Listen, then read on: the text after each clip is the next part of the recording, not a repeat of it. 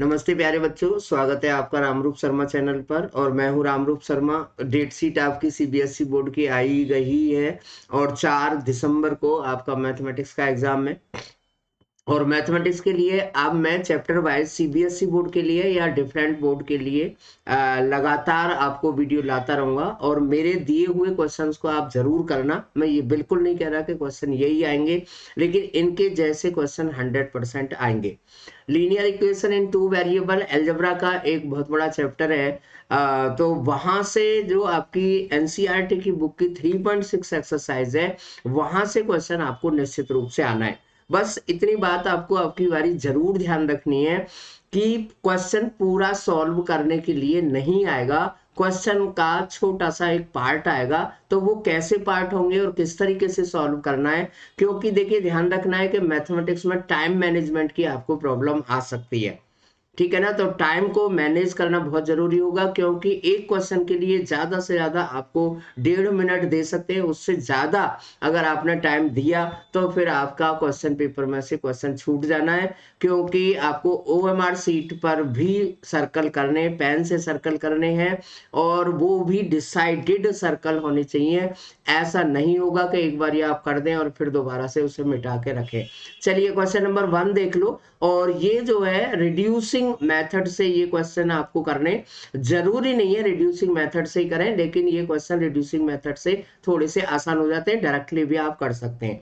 जैसे क्वेश्चन है 2/x और 3/y 13 के इक्वल है, 5/x और -4/y -2 के इक्वल है। तो x प्लस y की वैल्यू आपको यहाँ पर निकालनी है।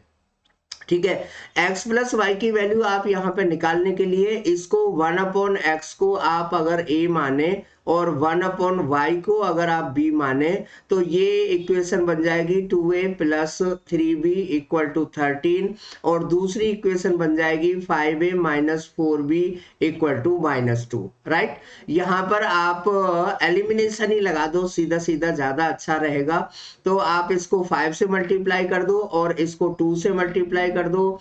तो जब आप इसको एलिमिनेट करेंगे a को, तो b की वैल्यू आ जाएगी, b की वैल्यू वापस रख देंगे तो a की वैल्यू आ जाएगी। और फिर दोबारा से आपको x और y की वैल्यू निकालनी है और x और y को प्लस कर देना है। अब ये तो रहा एक सिंपल मेथड। दूसरा जो मेथड आपको मैं बताने जा रहा हूं, वो उस तरीके से भी आप कर सकते हैं, बिना रिड्यूस किए भी कर सकते हैं। आप यहाँ पर कर सकते हैं 2/x ही है, तो इसको डायरेक्टली ही आप 5 से मल्टीप्लाई कर लो, इसको डायरेक्टली ही आप 2 से मल्टीप्लाई कर दें, तो भी x एलिमिनेट हो जाएगा और y की सीधी सीधी वैल्यू आ जाएगी। y की वैल्यू को वापस किसी भी इक्वेशन रखने से एक x की वैल्यू आ जाएगी और x और y को प्लस आप कर सकते हैं। और यहाँ पर जो आंसर आएगा इसका 5/6 आएगा। चलिए आगे चलते हैं हम। ये इक्वेशन है, इस तरीके का क्वेश्चन आपको एनसीईआरटी की बुक में भी है। यहाँ पर भी x और y की वैल्यू निकालनी है। तो यहाँ पर तो आप सीधा सीधा कर सकते हैं। इक्वेशन नंबर 1 में से 2 को माइनस कर दें, आप इसके साइन चेंज कर देंगे और ये 2/x कट जाएगा। तो जरूरी नहीं है, मैं बताना ये चाहता हूं कि आप रिड्यूस करके ही करें। अगर डायरेक्टली आपका आंसर हो रहा है तो भी आप इसे कर सकते हैं। और इसका जो आंसर है वो 2/11 और 2 आ जाएगा। इसी तरीके से आगे देखें, ये क्वेश्चन देखिए, मैं जो आपको बताना चाह रहा था वो इस क्वेश्चन में आ गया है। इस तरीके के क्वेश्चंस आपको आएंगे, क्योंकि ये बात तो टीचर्स को भी पता है कि आपके पास टाइम कम है, तो आपको बहुत लेंथी क्वेश्चन नहीं दिया जाए। बच्चों शक करना अपने ऊपर, अगर आपका क्वेश्चन का आंसर बहुत लेंथी जा रहा हो, यानी कि कहीं ऐसा तो नहीं है कि हमने क्वेश्चन पूरा नहीं पढ़ा है। कभी कभी हमारी आदत होती है, इल्यूशन बन जाता है कि अरे ये तो वोट वाला क्वेश्चन है, अरे तो यू वाला क्वेश्चन है, वी वाला क्वेश्चन है। तो ऐसा नहीं है, उसका एक पार्ट आपको दिया जाएगा। जैसे यहां पर दिया हुआ है 1/x की वैल्यू यू है, 1/y की वैल्यू वी है, तो इससे ये इसकी जो वैल्यू है वो कितने के बराबर हो जाएगी। तो इस तरीके के क्वेश्चन आने के चांस बहुत ज्यादा है, क्योंकि टीचर और पेपर सेटर को भी ये अच्छे तरीके से पता है कि मैथमेटिक्स में टाइम कम होता है।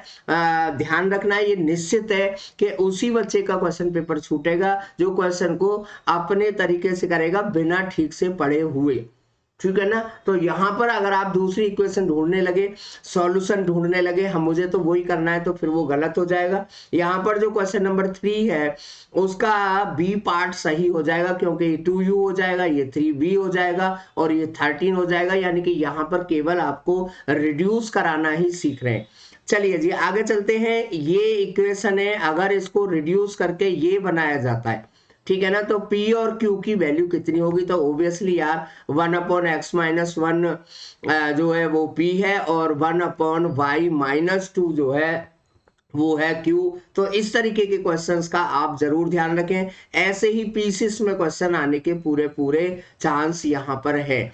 चलिए क्वेश्चन नंबर 5 पर आ जाता हूं मैं। ये दो इक्वेशन आपको दी हुई हैं और x और y की वैल्यू बतानी है, तो यानी कि ये तो क्वेश्चन आपको सॉल्व करना ही पड़ेगा। आप डायरेक्टली करें या इनडायरेक्टली करें वो आपकी मर्जी है। अगर आप रिड्यूस करके ही करना चाहते हैं, यहाँ पर कोई रेस्ट्रिक्शन नहीं है, देखिए बिल्कुल फ्री हैंड है, बिल्कुल ओपन गेम है, क्योंकि ये है क्वेश्चन एमसीक्यू वाले। इसमें आपसे कोई पर्टिकुलर मेथड बिल्कुल भी नहीं देखा जाना है।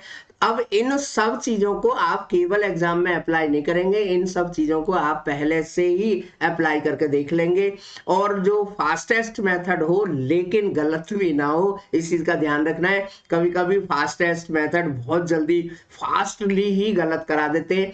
तो यहाँ पर इस इक्वेशन को आप सॉल्व कर सकते हैं। क्वेश्चन नंबर 5 का जो आंसर है 1/2 और 1/3 होगा। बच्चों एक और मेथड बताऊं कि आप इन वैल्यूज को पुट कर करके भी देख सकते हैं, दोनों इक्वेशन अगर सेटिस्फाइड करेंगी तो उसका आंसर को आप टिक कर दीजिए। आपसे कोई ये कहने वाला नहीं है कि भाई ये तुमने क्यों किया है और क्या किया है, ठीक है ना। यहां पर देखिए इस तरीके का क्वेश्चन भी आपको आ सकता है, हालांकि कम चांस है लेकिन आ सकता है। 1/3x प्लस वाई को आप ए मानिए, 1/3x माइनस वाई को आप बी मानिए, या पी और क्यू मानिए, जो आपको मर्जी हो वो मान लीजिए। एलिमिनेशन मेथड से आप इसे सॉल्व कर दीजिए और इस क्वेश्चन का आंसर आपको आ जाएगा, ठीक है ना। तो इसी तरीके से यहाँ पर देखें, यहाँ पर a/x को p मानना और यहाँ पर b/y को b मानना, क्यों मानना। देखिए जितना ज्यादा बड़े से बड़ा पार्ट आप मानेंगे लेकिन दोनों में कॉमन जरूर होना चाहिए, उतना क्वेश्चन आपके करने के लिए काफी आसान हो जाएगा। तो इन क्वेश्चंस को मेरे साथ में करते रहे, इन सभी क्वेश्चन की प्रैक्टिस करें, ठीक है ना। और मैंने अपने टेलीग्राम नंबर पर भी ये क्वेश्चन डाल दिए, और अगर आपको कोई भी प्रॉब्लम है तो आप कमेंट सेक्शन में कमेंट करें, और या फिर मैं आपको रात को 11 बजे से 12 बजे अनअकैडमी के प्लेटफॉर्म पर इनके सॉल्यूशन लेके आ रहा हूं। तो मेरे साथ बने रहिएगा। चैनल को सब्सक्राइब नहीं किया है तो जरूर कर दें, और मैं लगातार चैप्टर वाइज मैथमेटिक्स की भी और साइंस की भी वीडियो लेके आता रहूंगा। आप मेरे साथ जुड़े रहिए। Thank you so much and all the very best.